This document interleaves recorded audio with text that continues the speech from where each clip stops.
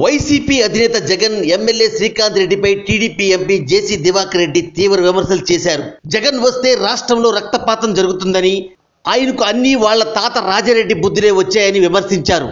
కొంచెమైనా వైఎస్ పోలికి వస్తే బాగుండేదని ఎద్దేవా చేశారు.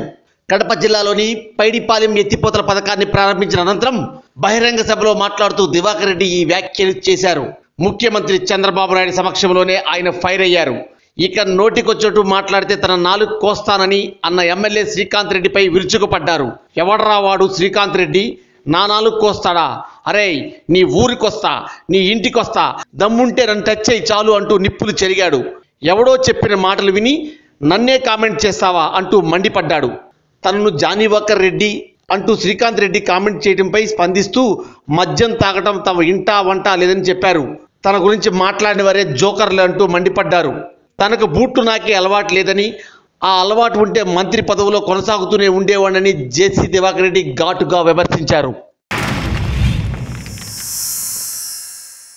Like and subscribe Eagle Media Works.